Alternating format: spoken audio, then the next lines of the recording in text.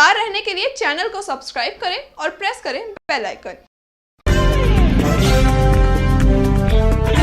नमस्कार, स्वागत है आपका इंडिया टाइम 24 न्यूज में। मैं आपके साथ साक्षी सिंह। जम्मू कश्मीर में आर्टिकल 370 हटाने के फैसले पर केंद्र सरकार ने मुहर लगा दी है और साथ ही जम्मू कश्मीर में पहले से ही लागू 35A भी समाप्त हो चुकी है। राष्ट्रपति की मंजूरी के बाद केंद्र सरकार ने इसकी सूचना सबसे पहले संसद में दी और बाद में गृह मंत्री अमित शाह ने इसकी सूचना पहले राज्यसभा और फिर बाद में लोकसभा में दी। आइए देखते हैं हमारी एक खास रिपोर्ट। सोमवार 5 अगस्त 2019 की तारीख में स्वतंत्र भारत का नया इतिहास लिख दिया गया था। 17 अक्टूबर 1949 को संविधान में राष्ट्रपति के आदेश से जोड़े गए आर्टिकल 370 को उसी तरीके से खत्म कर दिया गया। केंद्र की नरेंद्र मोदी नीति राजग सरकार ने 70 साल बाद वो ऐतिहासिक फैसला ले लिया, जिसकी सुगबुगाहट पिछले एक हफ्ते से चरम सीमा पर थी। जम्मू कश्मीर की समस्या को जड़ से खत्म करने के लिए केंद्र की भाजपा सरकार ने आर्टिकल 370 खत्म कर दिया। ये करीब 70 साल से राज्य के साथ पूरे देश में विवाद का केंद्र बना हुआ था। कश्मीर भारत के साथ भी था और नहीं भी।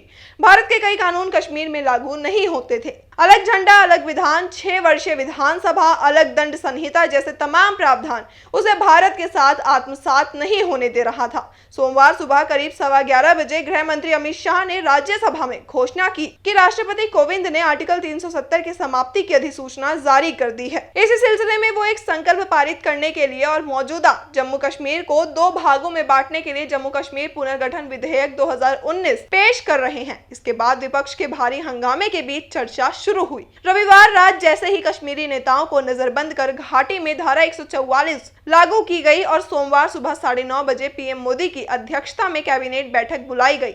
ये तय हो गया था कि अब फैसले की घड़ी आ गई है। सुबह करीब 1 घंटे कैबिनेट बैठक में सारी व्यू रचना को मंजूरी दी गई और फिर संसद के मानसून में ऐलान का फैसला कर लिया गया। कैबिनेट के निर्णय के बाद सोमवार सुबह करीब 11 बजे गृह मंत्री अमित शाह जब राज्यसभा में पहुंचे तो सदन में मौजूदा भाजपा सदस्यों ने खड़े होकर उनका स्वागत किया। माहौल में पहले ही बेचैनी व खुशी नजर आ रही थी।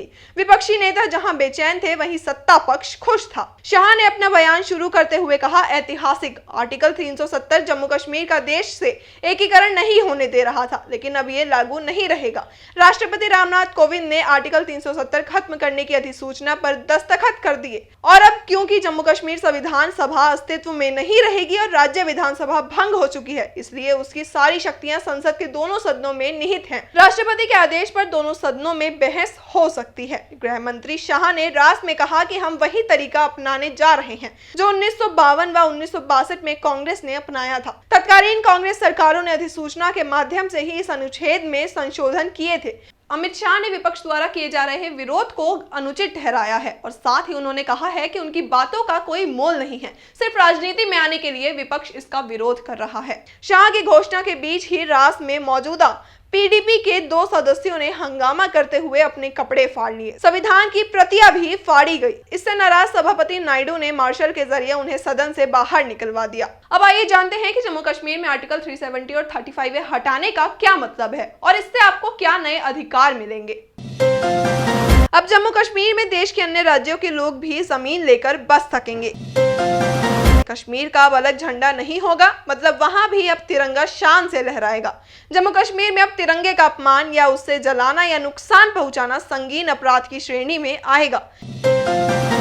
आर्टिकल 370 के साथ ही जम्मू कश्मीर का अलग संविधान भी इतिहास बन गया है। अब वहां भी भारत का संविधान लागू होगा। जम्मू कश्मीर में स्थानीय लोगों की दोहरी नागरिकता समाप्त हो जाएगी। जम्मू कश्मीर के 2 टुकड़े कर दिए गए हैं। जम्मू कश्मीर और लद्दाख अब अलग अलग केंद्र शासित प्रदेश होंगे। अब आर्टिकल 370 का सेक्शन 1 केवल लागू रहेगा, शेष सेक्शन समाप्त कर दिए गए हैं। सेक्शन 1 भी राष्ट्रपति द्वारा लागू किया गया था। राष्ट्रपति द्वारा इसे भी हटाया जा सकता है। आर्टिकल 370 के सेक्शन 1 के मुताबिक जम्मू और कश्मीर की सरकार से सलाह कर राष्ट्रपति संविधान के विभिन्न अनुच्छेदों को जम्मू और कश्मीर पर लागू कर सकते हैं। जम्मू कश्मीर में विधानसभा होगी लेकिन लद्दाख में विधानसभा नहीं होगी, मतलब जम्मू कश्मीर में राज्य सरकार बनेगी लेकिन लद्दाख की कोई स्थानीय सरकार नहीं होगी। जम्मू कश्मीर की लड़कियों को अब दूसरे राज्य के लोगों से भी शादी करने की स्वतंत्रता होगी। दूसरे राज्य के पुरुष से शादी करने पर उनकी नागरिकता खत्म नहीं होगी। आर्टिकल 370 में पहले भी कई बदलाव हुए हैं। 1965 तक जम्मू और कश्मीर में राज्यपाल की जगह सदर रियासत और मुख्यमंत्री की जगह प्रधानमंत्री हुआ करता था। आर्टिकल 370 को खत्म करने की मंजूरी राष्ट्रपति ने पहले ही दे दी थी। दरअसल ये आर्टिकल पूर्व में राष्ट्रपति द्वारा ही लागू किया गया था, इसलिए इसे खत्म करने के लिए संसद में पारित कराने की आवश्यकता नहीं थी। जम्मू कश्मीर सरकार का कार्यकाल अब 6 साल का नहीं बल्कि 5 साल का ही होगा। भारत का कोई भी नागरिक अब जम्मू कश्मीर में नौकरी भी कर सकेगा। अब तक जम्मू कश्मीर में केवल स्थानीय लोगों को ही नौकरी करने का अधिकार था।